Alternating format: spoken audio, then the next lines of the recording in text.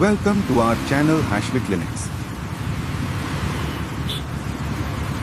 Welcome, everyone. If you are joining us today, you are stepping right into the middle of a medical mystery. A botanical thriller, really. Exactly. It's a botanical thriller and an absolute masterclass in human observation, all rolled into one. Welcome to today's deep dive. Glad you're here with us. Yeah, we are taking a really close look today at a set of personal medical notes. These were written by Professor Dr. Rifat Hashmi, and the title of the work is Clinical Therapeutics of Ampelopsis Quinquefolia. Which I know sounds incredibly intimidating right off the bat. Right. It sounds like something you'd need a PhD just to pronounce. But we're actually talking about a plant you might literally have growing on a fence in your very own neighborhood right now. You've definitely seen it. You absolutely have. We are talking about the Virginia creeper. It's also known as American ivy, and it comes from the plant family Vitaceae. It's remarkably common. I mean, you see it cascading down brick walls all the time, right? Yeah. Turning that brilliant fiery red in the autumn. It's gorgeous. People use it for landscaping all the time. They do. But what we are doing today isn't a gardening overview, not at all. We are looking at a historical and medical transformation. A total paradigm shift. Exactly. The mission of this deep dive is to explore how a seemingly everyday decorative plant was studied through a lens of sheer, unadulterated terror. Yes. We're going to see how its intensely dangerous effects were meticulously documented. Yeah. And this is the craziest part, how early medical practitioners essentially reverse engineered a nightmare to create a potent clinical treatment. It is the ultimate story of turning a poison into a potion. And what really strikes me about Hashmi's notes is that they don't start in a sterile laboratory. No beakers, no white coats. Right. No controlled variables at all. They start with pure chaos. Which is exactly why this matters to you, the listener. It is a profound reminder of how our foundational understanding of therapeutics was actually built. We really take it for granted today, don't we? We totally do. We take modern medical data for granted, but early clinical knowledge came from the messy, unpredictable, and sometimes very dangerous real world. It came from everyday people who inadvertently stumbled into the role of test subjects. Without signing any consent forms, obviously. Obviously not. Mm-hmm. And the observers, the practitioners of the time, they had to rely entirely on their own eyes and their own patience. Okay, let's unpack this. Because the origin story of how we know what the Virginia creeper does to the human body is, well, it's straight out of a cautionary tale. It really is a parent's worst nightmare. Hashmi's text explicitly states that our pathogenetic knowledge, and by that we mean the raw data of how this substance creates disease and physiological suffering, that knowledge comes directly from one specific, highly dramatic incident. It wasn't an animal trial. No, it comes from observations made on 2 children who were accidentally poisoned, and they were poisoned simply by chewing the leaves of the plant. Right, which is an incredibly common scenario. I mean, kids are naturally curious. They exclude the environment by putting things in their mouths. Every parent knows that phase. You're constantly pulling leaves and dirt out of their hands. Exactly. But in this instance, that innocent curiosity triggered a completely overwhelming physiological crisis. The cascade of acute symptoms recorded in these notes is just harrowing. Harrowing almost feels like an understatement when you actually read the specifics. They weren't just dealing with a mild stomach ache. Not at all. The text details that the children were quickly seized with violent vomiting and purging. And the purging was accompanied by considerable tenesmus. Which is a very specific, very alarming clinical term. Right. Can you break that down a bit for the listener? Yeah, so clinically speaking, tenesmus tells you the autonomic nervous system is just absolutely redlining.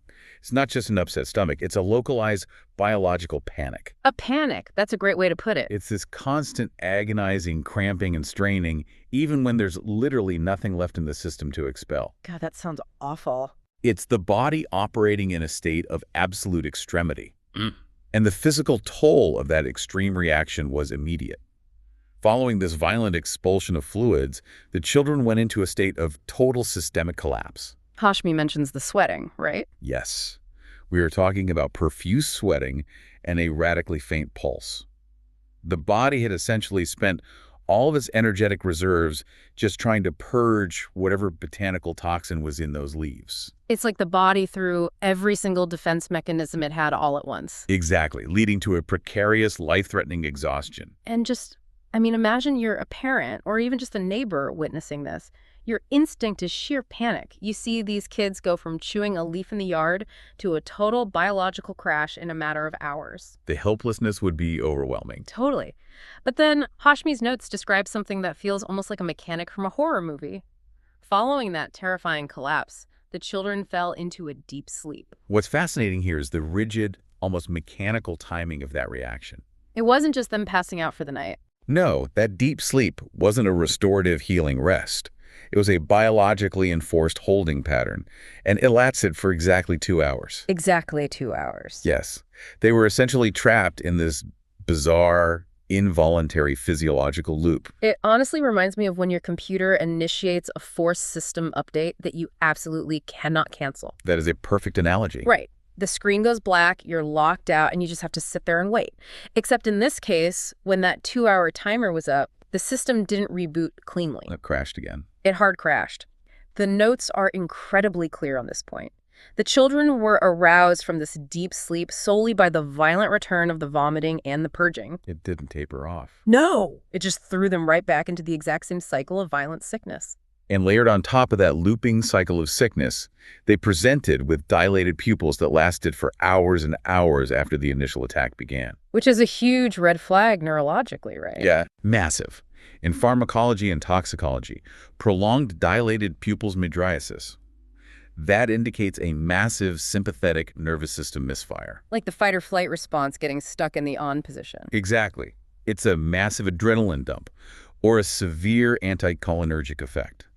The nervous system is essentially short-circuiting, but, and this is what you really have to appreciate here, think about the discipline of the people taking these notes. I know. It's incredible. Amidst this terrifying cyclical crisis, with these kids in agony, they were calmly recording the exact duration of the sleep, the nature of the pulse, the state of the eyes. Right. They were actively turning a nightmare into a clinical data set. They looked past the sheer terror of watching a common vine cause a complete biological shutdown, and they just cataloged the exact brutal nature of the suffering. Which takes a very specific kind of mindset. It really does. And that leads to the crucial philosophical pivot of early therapeutics. What do you actually do with that terrifying data? How do you make it useful? Exactly. How does the agony of 2 children chewing a leaf translate into a medical text like Hashmi's? And the foundational concept here is that the exact specific violent symptoms a substance causes in a healthy person can serve as a highly detailed map. A roadmap to the cure. Yes. It points you toward the specific diseases that the substance can cure in a sick person. So if the plant induces a terrifying rapid fluid loss and a systemic collapse, you look for a disease that does the exact same thing. Precisely. You match the biological trauma to the pathological disease. Which brings us directly to the clinical applications in the notes. And Hashmi makes a fascinating leap here. He connects it to cholera, right? He draws a direct line. He links the children's acute symptoms and actual cholera. The text points out that the children experienced what he called choleric symptoms. Because the presentation is almost identical. It's as a textbook presentation. The violent vomiting, the purging, the rapid collapse, the faint pulse. That is what a severe cholera infection looks like. And cholera was a massive, terrifying threat back then. It was a death sentence for many. Cholera is notorious for causing such rapid, catastrophic fluid loss that the patient falls into a state of shock incredibly quickly. Just like the kids did. Right. Because the Virginia creeper naturally induced this exact state, the practitioners hypothesized that a properly prepared, highly diluted dose could treat that exact condition. That cures like. Exactly. Consequently, the notes list Ampelopsis Quinquefolia as a specific clinical treatment for cholera. But wait, that's where my mind hits a wall. Because it's one thing to treat cholera, which shares those purging symptoms. But Hashmi's notes also highlight the work of a practitioner named S.M. Worthington. Worthington is a key figure here. He took this plan and applied it to cases that were seemingly hopeless, but in a totally different system of the body. The text states, Worthington cured cases of kidney dropsies that had completely resisted all other forms of treatment. Which is a huge claim. A massive claim. If a patient's kidneys are failing, resulting in massive fluid retention, which is what renal dropsies are, and they've resisted all standard treatments, they are at the end of the line. They are essentially dying of internal drowning. Right. So Worthington's solution to a failing renal system is to administer a diluted form of a vine known to cause systemic collapse. It seems counterintuitive. It is an incredibly risky clinical gamble. How do you even walk that line without just outright killing the patient? It is an immense gamble, but it all comes down to the preparation. The notes are very careful here. They don't just say he mashed up some leaves in a mortar and pestle and handed them over. Thank goodness. Yeah, that would be disastrous. Yeah. They detail very specific pharmacological preparations. While a standard tincture of the whole plant is mentioned, Worthington found that a completely different method yielded these miraculous cures for kidney dropsies. And for hydrocele too, right? Yes, hydrocele, which is a localized fluid swelling. For both of those, he used a very specific method. Here's where it gets really interesting for me. Because he didn't use the leaves that poisoned the children at all. Worthington found that a decoction of chopped inner bark was the most efficient preparation. And we have to specify that a decoction is fundamentally different from an alcohol-based tincture. How so? By boiling the chopped inner bark down, actually simmering it in water, Worthington was extracting deep, water-soluble chemical compounds from the woody matrix of the plant. Leaving the other stuff behind. Exactly. He was isolating a completely different chemical profile than what you'd find in the fleshy leaves. That implies a highly sophisticated process of trial and error. Because why the inner bark? Why simmered in water? He was actively hunting. He was hunting for the therapeutic trigger while trying to strip away the raw toxicity. And even after isolating the inner bark and creating the decoction, the historical dose isn't noted as a raw liquid. No, it's heavily stepped down. It's listed at the 2nd to 3rd potency.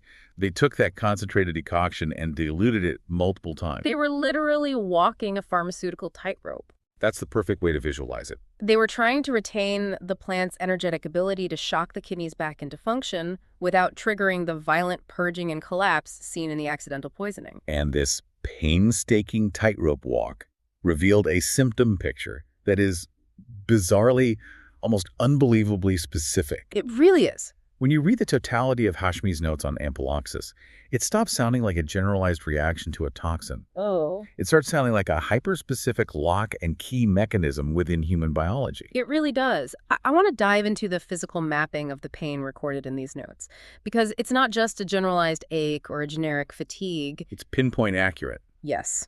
The text states that the left costal region, the left rib cage area, becomes extremely sore and sensitive. Why specifically the left ribs? Well, in clinical observation, localized sensitivity in the left costal region points toward the spleen, parts of the stomach, and the descending colon. So it's not just a random muscle cramp. Not at all. It gives a practitioner a highly specific target. If a patient presents with severe fluid retention dropsy, and they happen to complain that their left ribs are incredibly sore to the touch, the practitioner's differential diagnosis immediately narrows down to ampelopsis. It acts as a botanical fingerprint. A fingerprint, exactly. And the fingerprint goes even further. The notes also mention pains localized in the elbow joints, a sore back, a general soreness of all the limbs, and a distinct, loud wumbling in the abdomen. You start to see a very clear portrait of a patient. You really do. It's someone aching in specific joints, completely exhausted, with a gastrointestinal tract that is loudly malfunctioning. And then, and this is the part that blew my mind, there is a highly specific indication from a practitioner named Hansen. Oh, the chronic hoarseness indication. Yes. Hansen indicated the use of this drug for chronic hoarseness, but not just for anyone who wakes up with a scratchy throat after a concert. Right, there's a major caveat. He specifically indicated it for chronic hoarseness in patients who were scrofulous in their youth. Which is a massive connection to make. It's wild to me. Connecting an adult's raspy voice to a history of tubercular lymph node infections, which is what scrofula is, from when they were a child, and treating that incredibly specific, lifelong combination with the inner bark of a toxic vine, that is just wild. If we connect this to the bigger picture, you really start to see the immense, intricate web of relationships these early practitioners were building. They were looking at the whole board. They were. They weren't looking at symptoms in a vacuum. They were tracking the entire arc of a human life. From childhood to adulthood. Yes. They observed how a childhood immune response, like severe tubercular lymph nodes, could echo decades later as chronic hoarseness in an adult. And they actually attempted to match that lifelong physiological arc to the complex chemical arc of a single plant. It requires a level of pattern recognition that is honestly staggering. It really is. And they didn't just relate the plant to human diseases, they related it to other plants. Write the relations section. The notes conclude with a section urging the practitioner to compare the Virginia creeper to two other specific botanical tools, Vitex agnus castus, often called chaste tree, and Athusasinapium, which is fool's parsley. And fool's parsley is highly poisonous, isn't it? Very poisonous. By categorizing the Virginia creeper alongside other dangerous, highly active botanical agents that act intensely on the nervous and gastrointestinal systems, they were building out a comparative database. A completely analog database. Yes, I really encourage you, as you listen to this, to appreciate the mental architecture at work here. These observers didn't have functional MRI machines. They didn't have mass spectrometry. No blood panels, no digital algorithms. They had their eyes, their patience, and the brave, terrifying trial and error of the human experience. They mapped out these complex natural tools solely through relentless, meticulous observation. So what does this all mean? We started with 2 kids chewing on some vine leaves in the yard. A totally mundane setup. Right, triggering a terrifying biological shutdown characterized by violent purging and a rigid 2-hour loop of deep comas.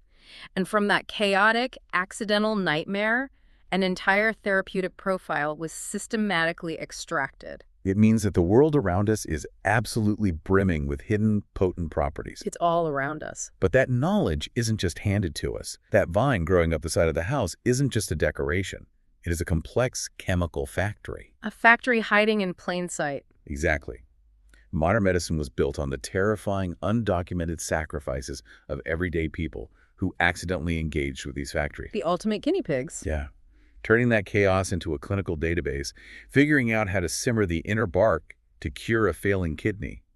It was an absolute triumph of human pattern recognition.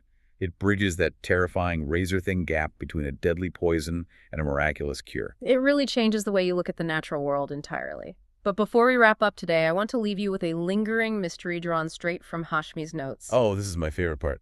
It's a detail we haven't touched on yet, and it's the one thing I absolutely cannot stop thinking about.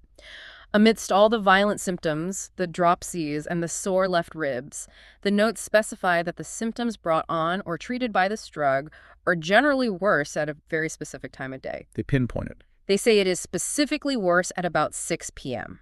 It is such a jarring, highly specific data point to find in a clinical text. Right. It doesn't say worse in the evening or worse after a heavy meal. It specifically says about 6 p.m. Why 6 p.m.? What is it about the human body's internal clock or the fading light of day that makes the specific physiological effects of the Virginia creeper spike at that exact hour? It's so mysterious. The notes record it as a cold, hard clinical fact.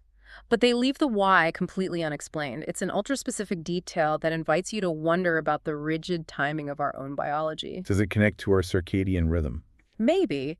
Does the plant's chemical structure somehow resonate with the drop in our ambient body temperature as dusk approaches? Is there a specific enzyme the liver stops producing right at dinner time that suddenly allows the botanical compounds to run rampant? We literally have no idea. We have no idea, but it's right there in the notes. A tiny, strange rhythm connecting human biology to a wild vine. So keep that in mind next time you see the sun start to go down. Thanks for taking this deep dive with us today. Professor Dr. Rifat Hashmi is a distinguished homeopathic physician, educator, and researcher with over 4 decades of clinical and teaching experience. He is widely respected for his deep command of materia medica, repertory, and constitutional prescribing, combined with a practical, patient-centered approach. Dr. Hashmi has dedicated his career to training generations of homeopathic doctors, blending classical principles with modern clinical insight. He is also known for his innovative work in digital homeopathy, developing educational content, clinical tools, and AI-assisted systems to enhance remedy selection and case analysis. With a strong commitment to ethical practice and lifelong learning, Professor Dr. Rifat Hashmi continues to guide, inspire, and elevate the standards of homeopathic education and patient care.